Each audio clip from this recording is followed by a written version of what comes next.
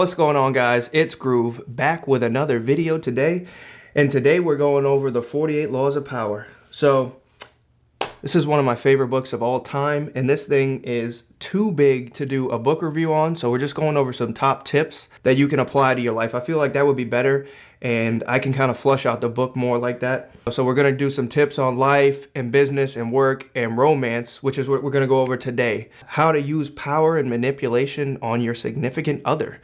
Or, again, like I say, because a lot of people don't like that, if you read this book, you'll understand how, or you'll know when your significant other or somebody who you're romantically involved in is trying to manipulate you. So that's how I kind of like to use all of these things, because, you know, so many people are like, oh, I don't like that book because it just tells you how to manipulate people. But if you treat this thing like karate or some type of martial arts, you can use this to defend yourself, whether it be in life or romantic relationship or work or business.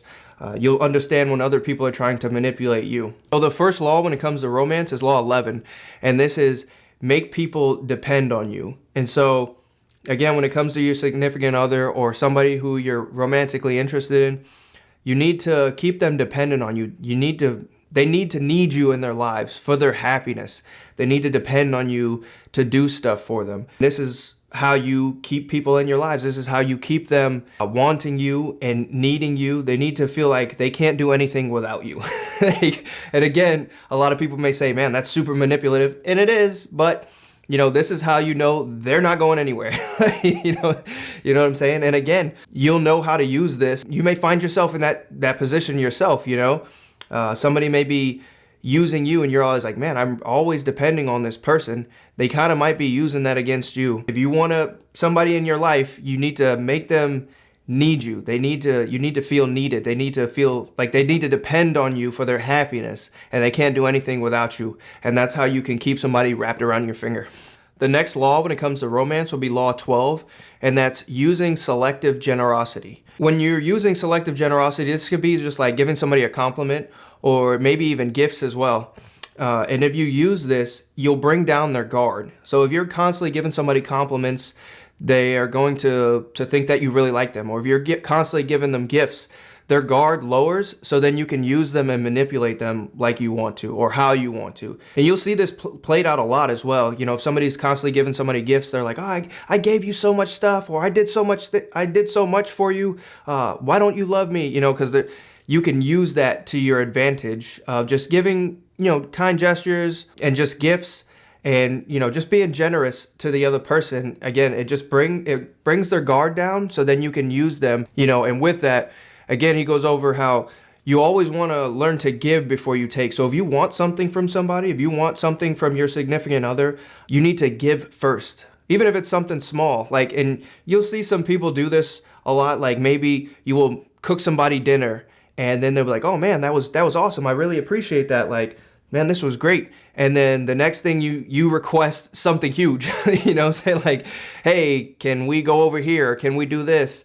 And they're more likely to say yes because you've already done something for that person. And lastly, he says to make sure when you're doing this stuff that it's actually sincere. You're not just doing it so you can get something out of somebody, because a lot of times we can tell the difference as people when somebody's just trying to do something for us because they want to get something out of us. So he says to make sure it's actually sincere, you know, before you go ahead and start making requests to somebody else. So next up, when it comes to romance, will be law 16, and this is using your absence to increase your honor and respect.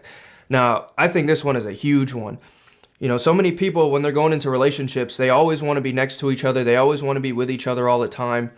But over time, the more you're with somebody every day, the more you get bored of them, the more common you seem.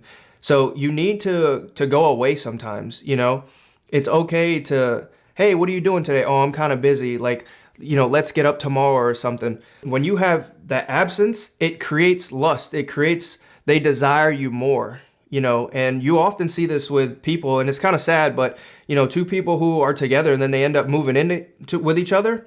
And then they start to get bored with each other. Everything becomes normal. They stop dating, they stop going out, they stop working out, and, you know, the sex drive may go down. And that's because you guys feel too common and you're just too close to each other. There's no mystery behind you guys anymore. And so again, if you want somebody to constantly be desiring you, you have to create some space. You have to go away. You have to let them miss you. They need to miss you in order to desire you. That desire and that want just goes up. It doesn't mean that you have to push somebody away, or, you know, if you want to hang out with somebody and they're like, hey, let's hang out. It doesn't mean you have to be like, oh, no, I'm not going to hang out with you today. But just maybe like, hey, kind of busy right now, maybe in a few hours. You know, you need to have them to miss you and that to want you, and not to know that you guys can just, you know, be at each other's beck and call. Every time they call, you answer, because that just decreases the desire. And it just makes things more common. And then they just, you know, over time, that desire fizzles out in the romance. So again, just make sure you understand that, you know, with absence comes that power, comes that desire. So make sure you're not just at every day, every second, you know, you're not just trying to be underneath your significant other. Give them some space to miss you and to desire you and to keep some mystery surrounding you. And he also says to make sure, this is big too, make sure you don't do this too early. The love has to be there already for you to do this. You can't just play these type of games and I don't want to, you know what I'm saying, I'm going to make them wait too early in the relationship or too early, you know, in the chase. Make sure that you're not doing this too early. Make sure that they already like you and they already want to be with you before you put this into practice. So the next law when it comes to romance, I would say would be law 43, is work on the hearts and minds of others. In order to get somebody to move in your direction, so your significant other or somebody who you want to be in your life, you need to, this is pretty messed up, but you need to understand their psychology and their weaknesses. You need to understand their mind so you can use that to your advantage. So he says the best way to play with somebody's emotions when it comes to love would be what is called a dramatic jolt. When you push somebody down into despair and then you give them relief afterwards. So you're literally playing with somebody's emotions to like the highest degree. And so the next time, whenever you do this, if they're expecting pain and you give them relief, they feel like you love them. The biggest example I can think of when it comes to this would probably be, even when it comes to me and how parents used to be when you would get in trouble and then like your parent would be angry with you and then they would want to take you out for ice cream afterwards. So they would push you down, you know, despair, and then they would give you relief. And parents used to constantly play with kids' emotions like that. You know, just constantly push them down to pain and then just give them relief. And so it was just a big yo-yo of emotions. When they're expecting pain from you, but then you give them pleasure, like that's when you can win their hearts and minds. The last law when it comes to romance for me personally would be Law 44, and this is to disarm and infuriate somebody with the mirror effect. And so with the mirror effect, you're literally holding up a mirror to the person. I don't know why I did that for a mirror. And so you're showing them exactly who they are. And so you'll see this a lot with new couples when they're dating. You know, somebody may say, oh, I like to go ice skating. And somebody will be like, I like ice skating too. And they're like, I like these type of movies. I like those movies too. And so this person will like you even more because they feel like you share the same values of them. And so again, when it comes to romance, this is a really easy way to get the person to like you or to feel like you like them, is to just, again, hold that mirror up to them and they feel like you share the exact same values as they do. So when it comes to the mirror effect, there's 4 different types of effects. So you have the hallucinatory effect, you have the moral effect, you have the neutralizing effect, and then you have the narcissist effect. So that's where narcissism comes into play. So that's what the effect that you're probably going to be using when it comes to romance. And so Narcissus was he says it's a story of a Greek boy who was infatuated by himself in the pond. And he loved himself, again, that mirror, until he realized that the person in the pond was himself, and he became in despair, and so he ended up drowning himself. And so this is where we get the word narcissism from. It's from that Greek boy. So with the narcissist effect, he wants to let you know that we're all in love with ourselves.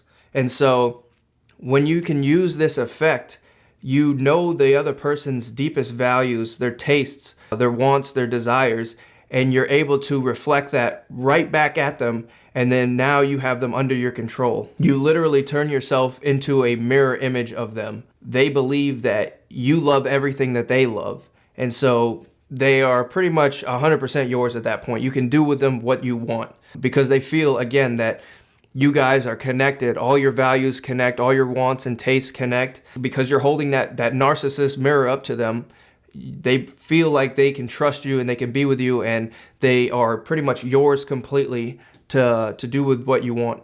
And I thought this one was pretty powerful when it comes to romance, because he's right. Everybody is just all about themselves. Everybody's in love with themselves. Everybody is, oh, me, I. These are my experiences. These are what I like to do. These are my tastes and my hobbies. But again, when it comes to romance, if you can make yourself into a mirror and always ask the other person about their likes, their wants, and people won't even realize this, but they'll just start rambling. Oh yeah, I like this, I like that. And you can turn yourself into that mirror and say that you like the exact same things, and then after that, you've pretty much got them under your thumb at that point, because they believe that you guys are the exact same, and so they have nothing to worry about. So that's pretty much it for this video. Those are just some of my favorite laws when it comes to romance and significant others, how to manipulate them, and just some things you may want to look out for that you're not getting manipulated as well. So that's it for this one. Hit a like and subscribe if you haven't already, and I'll catch you guys on the next one. Peace.